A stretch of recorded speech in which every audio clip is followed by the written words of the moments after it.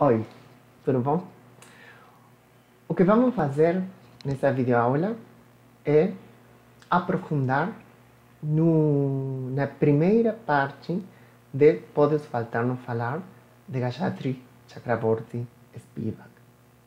Nessa primeira parte, ela vai insistir na ideia em que a tão difundida crítica ao sujeito soberano realmente inaugura um sujeito. Essa ideia de que abandonamos, de que estamos em um momento de questionamento radical a um sujeito forte, a um sujeito pleno, a um sujeito total, capaz de acessar a verdade e de produzir valores morais, o sujeito moderno, né?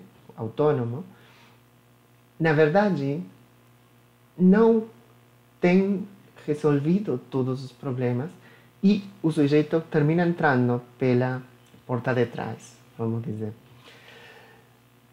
Ela vai ver isso principalmente ou ela vai trazer dois autores para pensar isso, que são Michel Foucault e Gilles Deleuze, cuja contribuição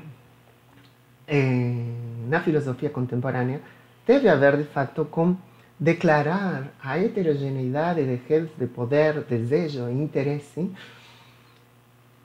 a tal ponto que não faz sentido uma narrativa coerente, que uma narrativa coerente seria contraproducente, né?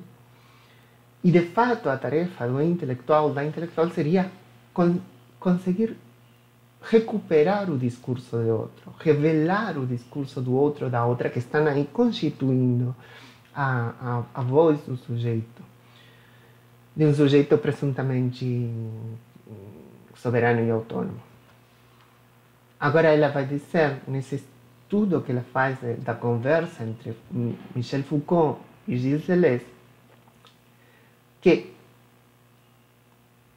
eles ignoram sistematicamente a questão da ideologia e seu próprio envolvimento na história intelectual e econômica. Vamos ver o que ela está querendo dizer com isso. Quais são os problemas de Foucault e Deleuze? A ideologia e o próprio envolvimento. Na conversa entre Foucault e Deleuze, Foucault fala de um maoísta e Deleuze fala da luta dos trabalhadores. O que vai dizer Spivak é, nessas conversas, nesses desenhos que eles fazem de figuras, de sujeitos de revolução, eles estão trazendo uma ideia de sujeito de revolução monolítico e anônimo. Sim? Enquanto eles, Michel Foucault e Gilles Deleuze, terminam sendo o intelectual nomeado e diferenciado. Então, eles constroem um outro em revolução, mas um outro que é homogêneo, que é monolítico e que não tem nome, e que não tem divisões. No caso do maoísta, ela vai explicar muito bem, e está lá no texto, vocês podem ler. Não sei se eu consigo explicar muito mais que isso, mas no caso da luta dos trabalhadores, ela vai dizer, Deleuze esquece a divisão internacional do trabalho. E ela tenta descrever essa divisão como a produção do sujeito trabalhador e do desempregado nas ideologias do Estado-nação em seu centro, a crescente redução da classe trabalhadora na periferia para a produção de mais-valia e assim para um treinamento humanista com relação ao consumismo, a presença a larga escala do trabalho pré-capitalista, assim como o status estrutural heterogêneo da agricultura na periferia. Então, é o mesmo quando Deleuze fala da luta dos trabalhadores, está falando do operário francês e, ao mesmo tempo, está falando do camponês indiano. Quem é o trabalhador? Sim? Esse sujeito, essa construção de um sujeito homogêneo já é problemático, né? Nesse esquecimento, onde de fato também Foucault e Deleuze, eles estão envolvidos. Nessa construção, então, eles tornam transparente Ásia, África, o terceiro mundo. Desde o sujeito europeu, para se constituir, ele consegue falar de todo mundo. E quando fala de todo mundo, não encontra complexidade em falar do outro de um jeito transparente, né? E eles deixam de fora, de fato, também, a crítica à ideologia. Não constroem um sujeito homogêneo, um sujeito indivisível, sem contradições, e, em nome do desejo, eles introduzem novamente, então, um sujeito indivisível no discurso do poder. Que é o que eles trazem? Eles dizem, eles vão falar do que realmente acontece, da experiência concreta. Foucault vai dizer, as massas sabem perfeitamente bem, claramente eles sabem muito mais do que um intelectual, e certamente o dizem muito bem. Deleuze vai falar, a realidade é o que realmente acontece numa fábrica, numa escola, nos quartéis, numa prisão, numa delegacia de polícia. Eles vão falar do que realmente acontece. E eles vão deixar falar os subalternos, deixar falar os grupos oprimidos, porque eles já sabem o que dizer, já sabem o que querem. Agora, vai dizer Spivak, a experiência concreta que garante o apelo político de prisioneiros, de soldados e estudantes, é revelada por meio da experiência concreta do intelectual. É o intelectual que o traz à tona. É aquele que diagnostica a episteme. Nem Foucault, nem Deleuze, então, parecem cientes de que o intelectual, inserido no contexto do capital socializado e alardeando a experiência concreta, pode ajudar a consolidar a divisão internacional do trabalho. Eles valorizam a experiência concreta do oprimido, mas ao mesmo tempo se mostram críticos ao papel histórico do intelectual. Se é o intelectual quem vai diagnosticar a episteme, nesse diagnóstico não podem desaparecer, não podem dizer eu não tenho nada a ver, eles estão falando. Porque é problemático, porque eles inauguram um sujeito nesse movimento.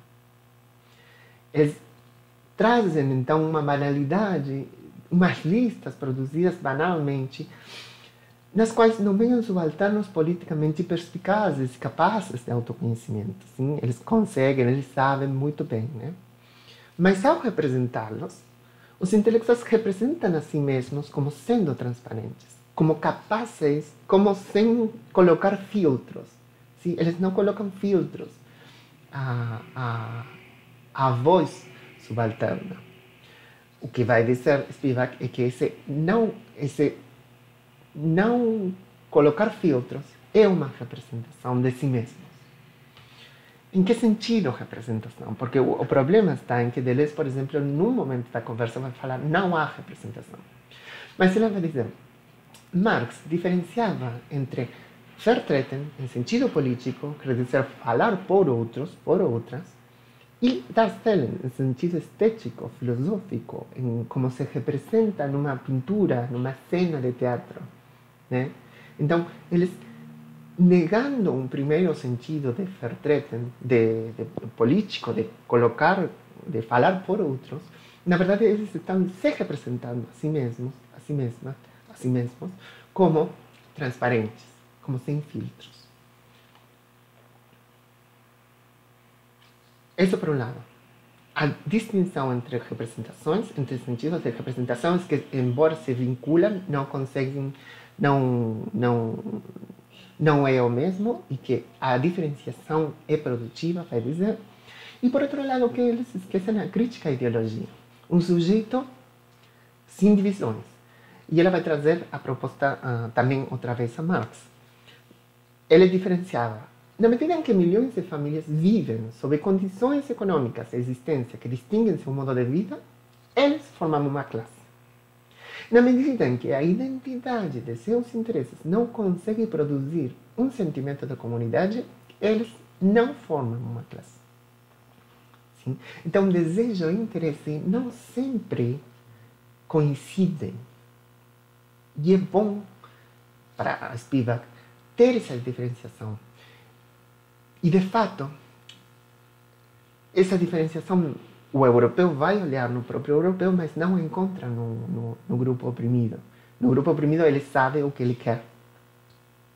Então, inaugura um sujeito, esse sujeito que já não está na Europa porque está dividido, porque está criticado, porque já está quebrado, aparece no outro. O sujeito de desejo e poder como um pressuposto metodológico irredutível. E o sujeito do oprimido, próximo, se não idêntico a si mesmo. Sim. E além disso, os intelectuais, os quais não são nenhum desses sujeitos, tornam-se transparentes nessa corrida de revezamento, pois eles simplesmente fazem uma declaração sobre o sujeito não representado e analisam, sem analisar, o funcionamento do poder e do desejo. O funcionamento do sujeito inominado redutivelmente pressuposto pelo poder e desejo. Agora vai dizer Spivak, esse sujeito, curiosamente, está atado a uma transferência por meio de negações, essa rejeição a representar, se associa aos exploradores da divisão internacional do trabalho. É o intelectual francês quem consegue fazer isso. O intelectual europeu é o sujeito Europa quem consegue fazer isso. Então não pode sumir, não pode se representar simplesmente transparente e desaparecendo.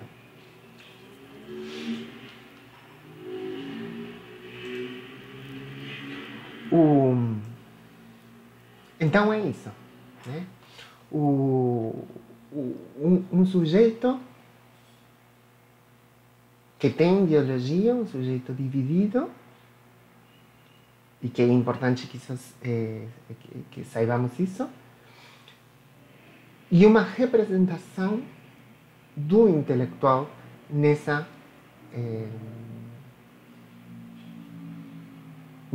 rejeição da representação, né?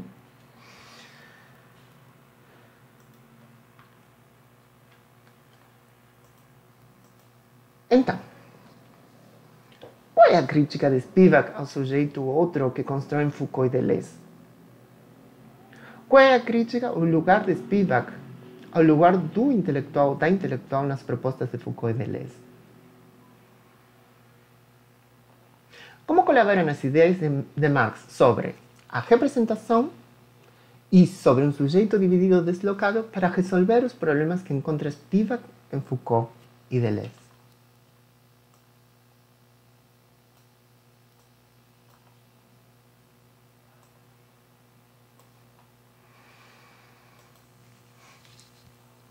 Sim? Então, vamos continuar aprofundando nas diferentes partes. Depois do subalterno falar, essa foi a primeira parte. Depois vocês vão ter outras videoaulas que ajudem, colaborem em aprofundar nas outras partes. Muito obrigado.